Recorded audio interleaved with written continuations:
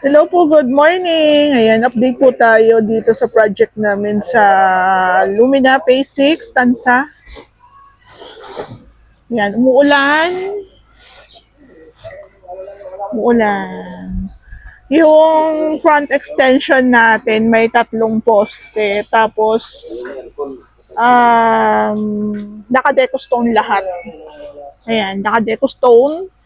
May abang na rin tayo na wirings. Yan, paabangan nyo na yan ng wirings. Pero hindi pa naman yan nakatap, kaya safe naman yan. So, pag ganyang nagpagawa po kayo ng... Papatayin mo na yung sounds.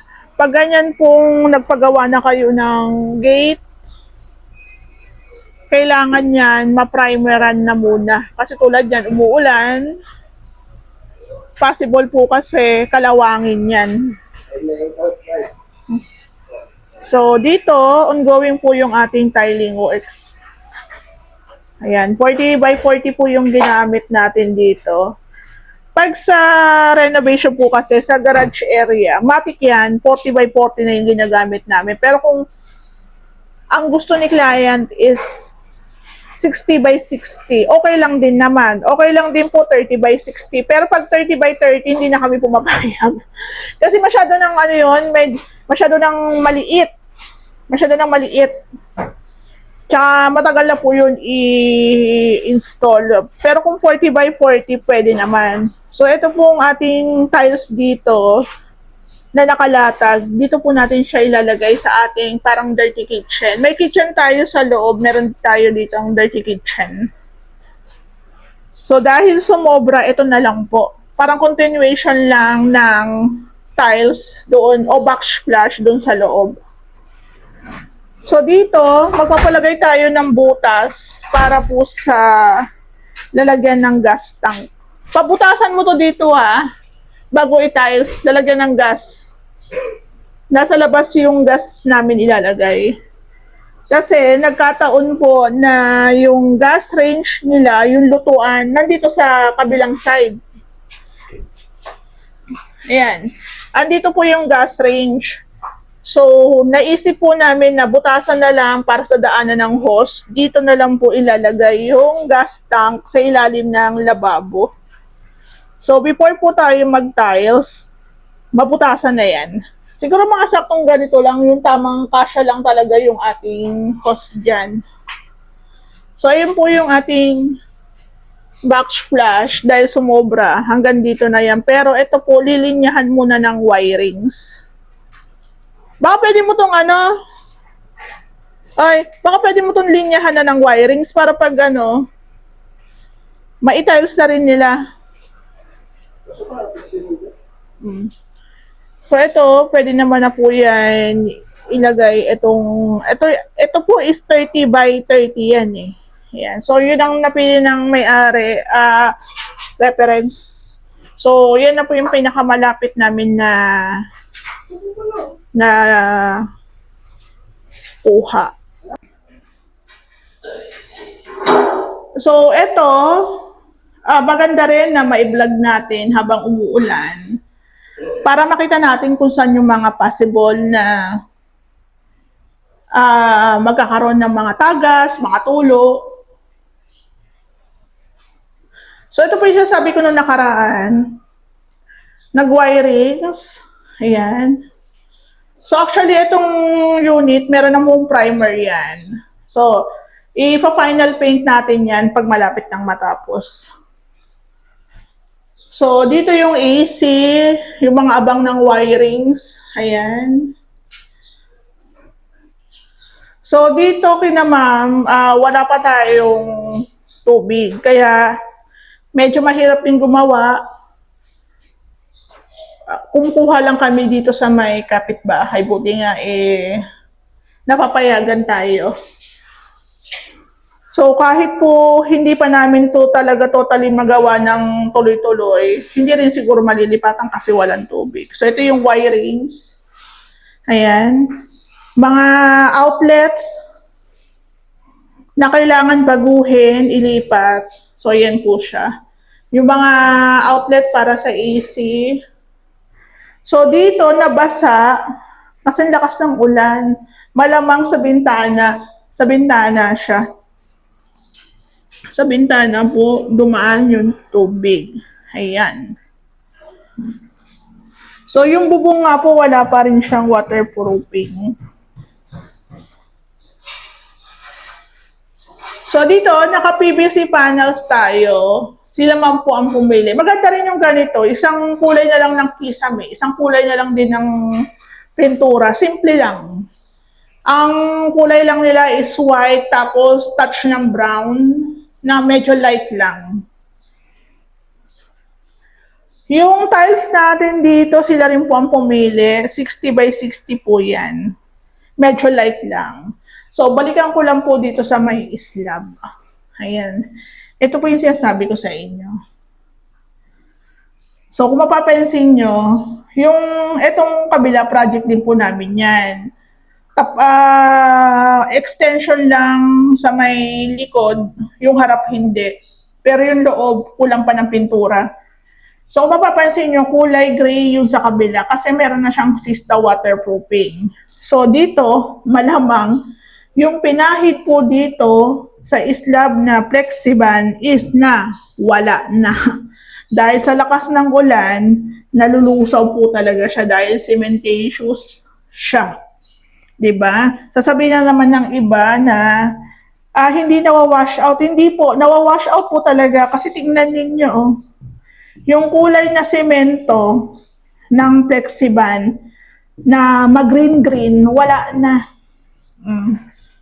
Kasi halos isang linggo na mahigit, umuulan, tapos ang lalakas pa. So, possible, dito yung leaks sa gilid. Ayan, no? Hindi ko kasi mabuksan. Ay, eto, nabuksan ko na. Ayan, no?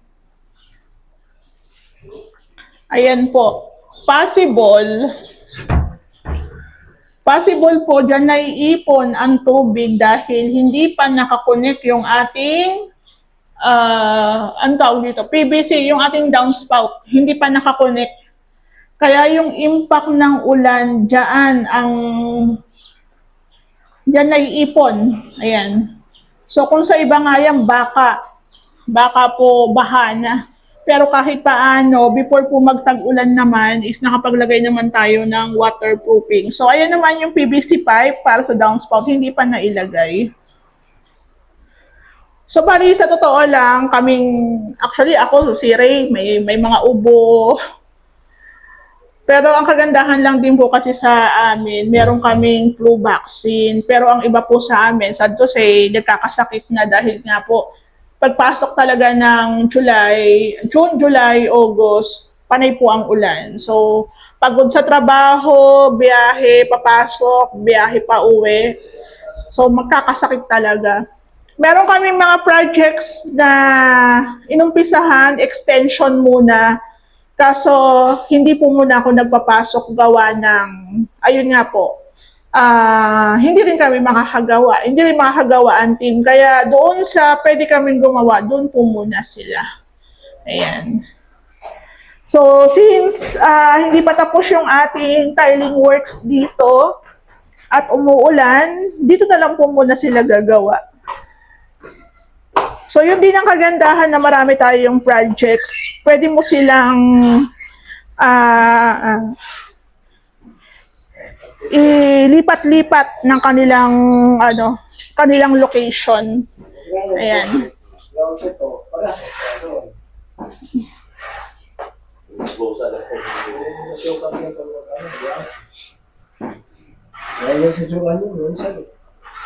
Ayan.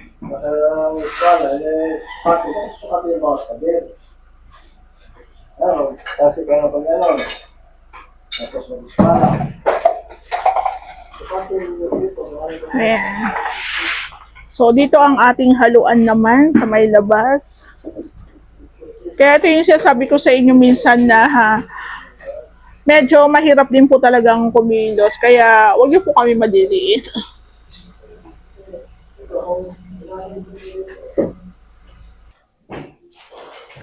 Ito po yung update sa project namin sa Phase 6 Lumina.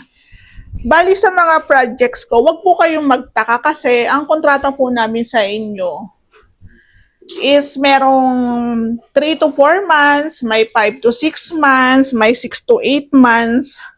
So, ibig sabihin, hindi po kami arawan sa inyo. Kaya kung may gagawa sa unit ninyo, okay. Pag wala, okay lang din yun. Kasi ang gawa po namin, Pacquiao, lalo na, sinabi ko sa inyo, marami kaming project. Sabi nyo, okay lang basta nauumpisahan na. Ayan. So, ganun po sa amin. Hindi po talaga namin yan matututukan kasi may nauna.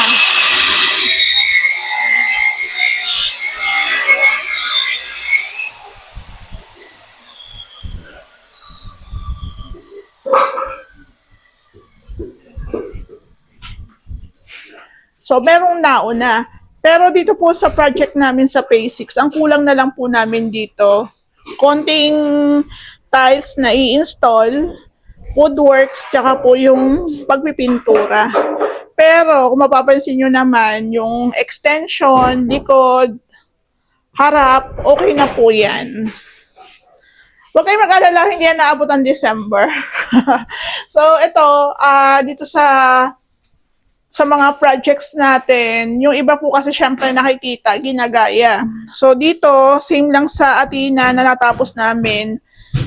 Ang client ko po kasi nagpalagay din po ng parang dirty kitchen na lang o malit na lababo dito po sa labas.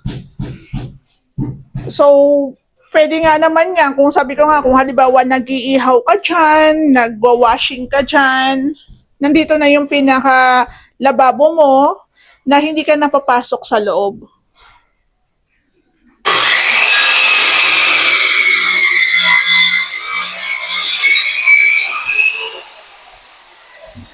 So, bali, nag-i-stop lang tayo gawa ng nagkakat kasi si Ray ng kahoy. So, dito, yung backsplash natin, nag-base lang po kami sa reference ng may-ari. So, nearest lang, hindi talaga eksakto. Kasi minsan yung mga sinisend nilang picture sa akin sa ibang bansa galing yun. So, wala naman dito sa Pinas. So, yung pinaka-nearest lang. Tapos dito, ginamitan natin siya ng 60 by 60. Na same na lang po dito sa ating floor tiles. Wala naman kaso yung kasi lababo lang. Pero sakto lang din naman kasi may white naman dito. So, okay lang.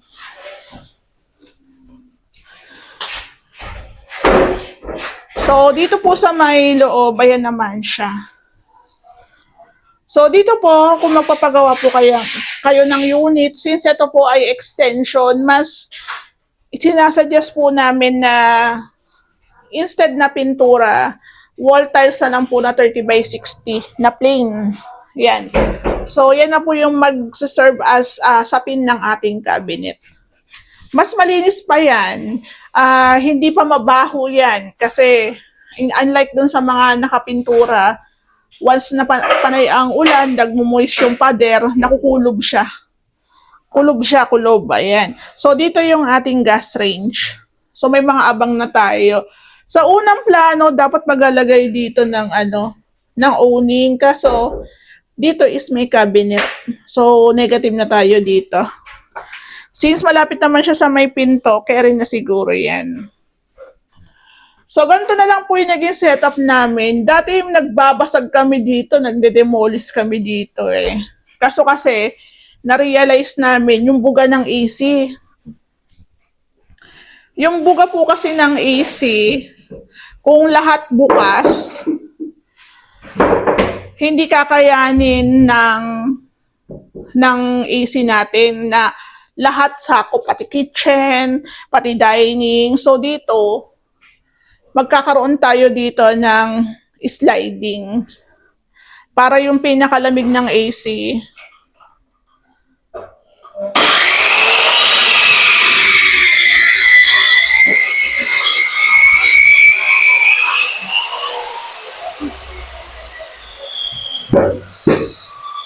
para po yung pinakalamig ng AC, ulo ko lang siya dito sa sala set. Sa sala. Dito yung sala natin eh. So, mas maganda yung hindi ganun kalaki yung area na sasakupin ng AC. So, ayan ang katunayan na gumagawa si Ray. Actually, kaya kami may gawa kasi holiday. Sa iba kasing subdivision, bawal gumawa. So sabi ko naman sa inyo, yung gawa namin sa mga unit nyo, sundot-sundot yan. Pag available kami, dito kami tatao.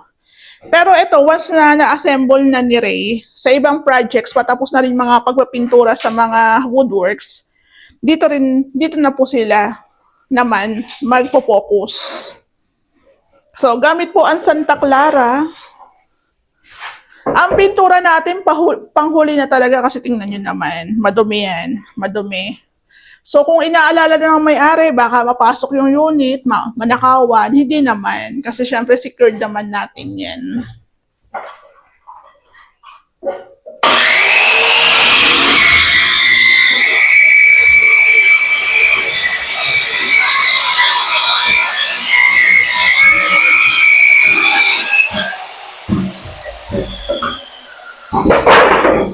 So, kung mapapansin nyo rin po, yung ilalim ng hagdan, naka-tiles. Yung baba ng hagdan, naka-tiles. Yung kitchen, naka-tiles. Ginagawa na rin po namin to sa mga ibang naunang projects namin. Sa totoo lang, advantage yan sa inyo kasi ang sakit po talaga ng slab ng ating extension sa mismong unit is yung mga leaks, mga tagas, mga moist. Kaya mas sinasuggest ko na tiles na lang. So, mapapansin nyo, pintura kasi ang magiging pinturang puti o white paint ang pintura nito. So, meron na siyang existing na plot eh. So, itong tiles natin dito kung mapapansin nyo, hindi naman siya annoying kasi ibang tingin kasi pag naka-tiles, sasabihin parang hospital, parang sementeryo, parang columbarium. Tingnan nyo to, wala pa pong tile grout yun na. Wala pa siyang tile grout. Once na nalagyan po ng tile grout yan, hindi nyo na mapapansin na parang ano lang to parang pintura lang din.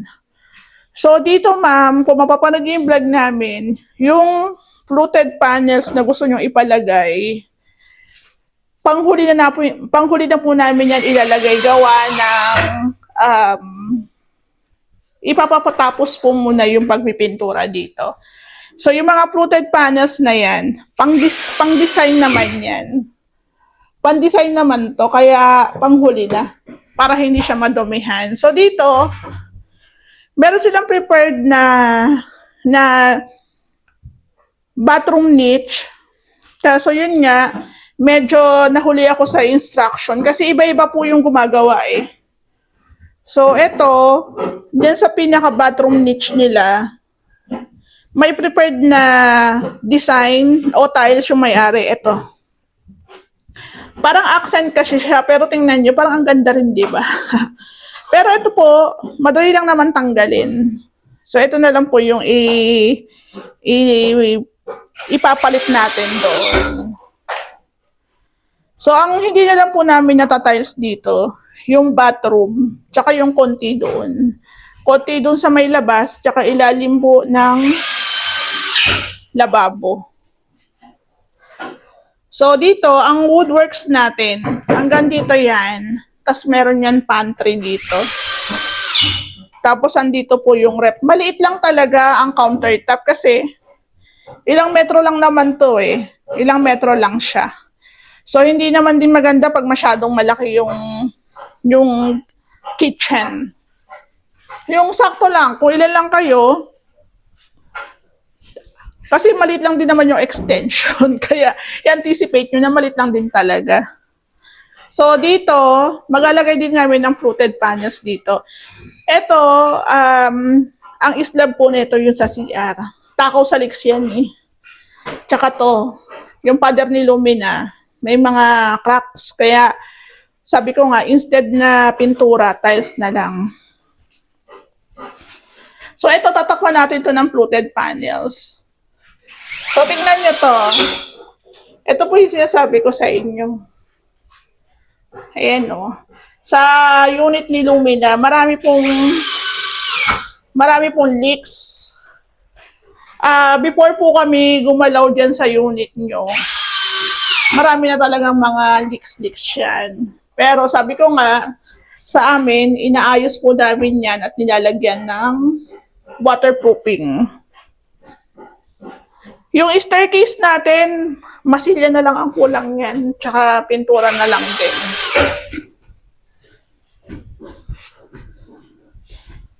So, wag po tayong mag-alala kasi kumpleto naman yung gamit dito, hindi naman po yan mawawala.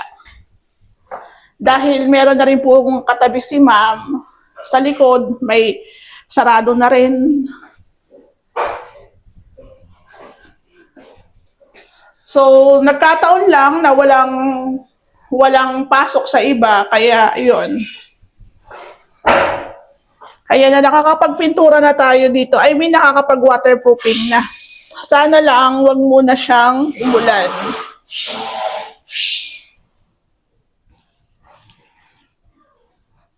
So, sa ginagamit po naming waterproofing sa pinaka-slab, Flexiban po muna. Pero wag nyo nang patagalin yung Flexiban kasi nawawash out siya sa ulan. So, kaya namin siya pinapatungan ng sista. So, kailangan po naming makontrol yung pagpasok ng tubig gagawa na po kasi ng cabinet. So, ganyan ang preparasyon natin. Kailangan linisan po muna yung pinaka-slab. So, ito ang kabilang unit na ginagawa namin dati. Ipapatuloy na rin daw po yung finishing. So, sabay-sabay talaga yung aming projects.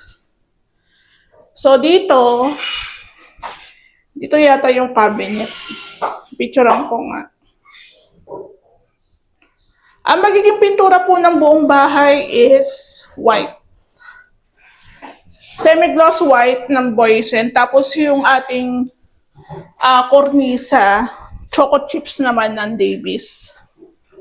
Tapos naka-PVC panels tayo na bench.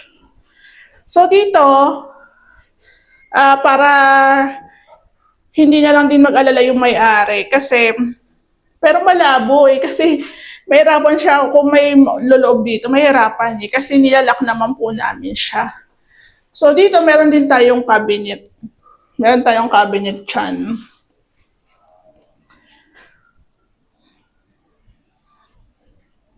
Ito ang ating pinaka front extension, hindi pa nalagyan ng sealant. Kaya nung malakas ang ulan, talagang pasok-pasok talaga yung tubig. So yun na lang yung kulang, painting works, tsaka yung ating woodworks na lang. Tapos ito yung ating pinto, ikakabit na lang po yan.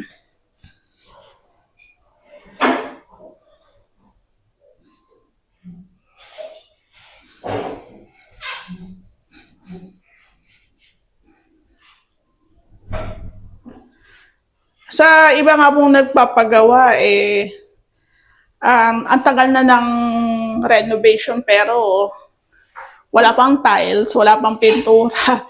Sa amin lang naman, kaya kami nagkakaroon ng delays, is marami talagang projects. At saka, meron kasing mga nauna. Gusto nyong sumabay, di sabay natin. Pero, wag po magmadali. Tsaka, wag po kayo mag-alala kung walang gumagawa. Kaya nga sabi ko sa inyo, hindi po kami arawan. Hindi arawan ang kontrata namin sa inyo. Kaya nga po meron tayong 5 to 6 months na kontrata. Hintayin po natin matapos yun. Wala pa naman eh. Diba? So, ganun lang. Basta walang iskaman dito.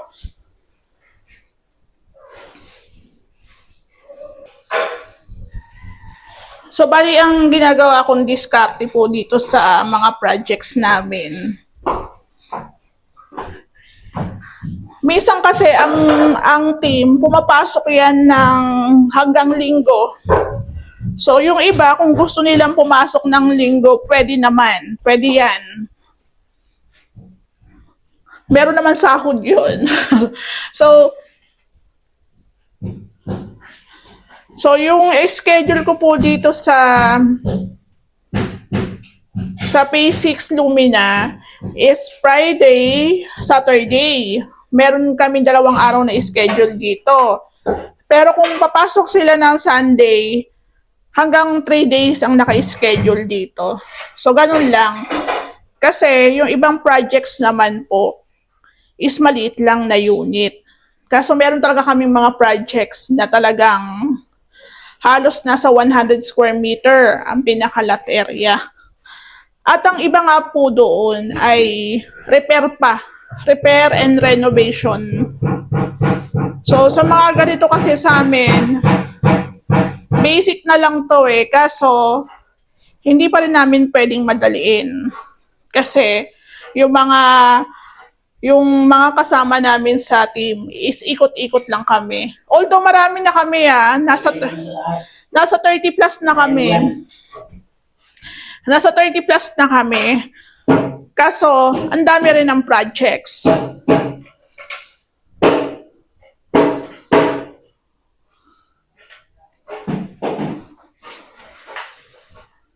Final.